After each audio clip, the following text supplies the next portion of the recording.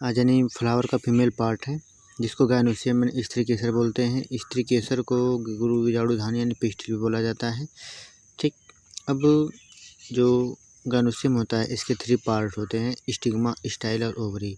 Stigma को वर्तिकाग्र बोलते हैं, स्टाइल को वर्तिका बोलते हैं, ओवरी को अंडाशय बोलते हैं। तो पहले पार्ट पे चलते हैं, स्टिग्मा। जो स्टिग्मा होता है, जब कोई भी परागकण यानी परागण के बाद जब वह चलता है तो सर्वप्रथम आके वह स्टिग्मा में बैठता है।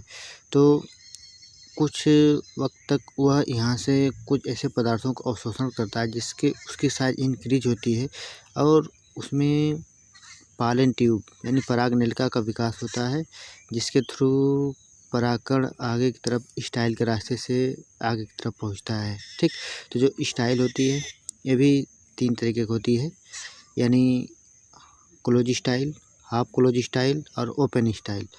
तो ये 3 तरीके की स्टाइल होती है। फिर स्टाइल के रास्ते से होता हुआ जो परागकण आता है वह ओवरी में पहुँचता है। ठीक ना, ओवरी के अंदर यानी बीजांड होते हैं और बीजांड जो होता है इसी के अंदर जो एग होता है, जो अंड कोशिका होती है प्रेजेंट होती है। इसके आगे आपको बीजांड का स्ट्रक्चर बताया जाएगा। तो अब इसमें कैसा मॉडिफिकेशन होता है इसको देखते हैं।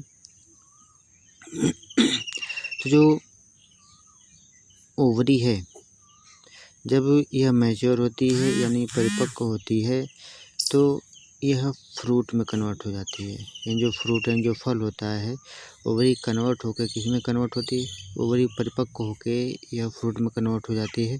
और जो इसके अंदर ओव्यूल होता है, ठीक, उसके द्वारा सीड बनता है। जो ओव्यूल होता है उसके द्वारा सीड का निर्माण होता है।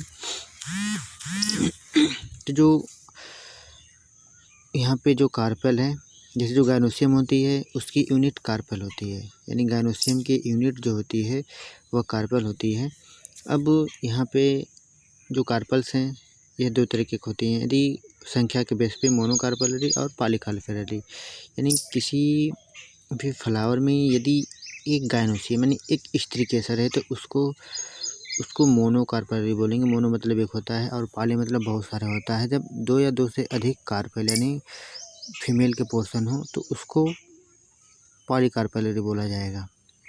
अब जो पॉलीकार्पेलरी हैं, अब इसमें 2 तरीके के होते हैं, एक तो एपोकार्पस और सिंकार्पस। जो एपोकार्पस होता है जब यानी कार्पेल जो स्त्री केसर होते हैं एक दूसरे से बिल्कुल फ्री हों, बिल्कुल अटैचमेंट न रखें तो उसको एपोकार्पस बोले जाएंगे, जिसमें लोटस कमल आता है और रोज आता है। अब सिंकार्पस का मतलब हो गया, सिंक का मतलब हो गया फ्यूज होना, एक दूसरे से जुड़े हुए होना। तो जो सिंकार्पस है इसमें यानी पूरी जो स्त्री केसर सब एक साथ फ्यूज रहते हैं, जिसमें मस्टर्ड होता है और टोमेटो होता है।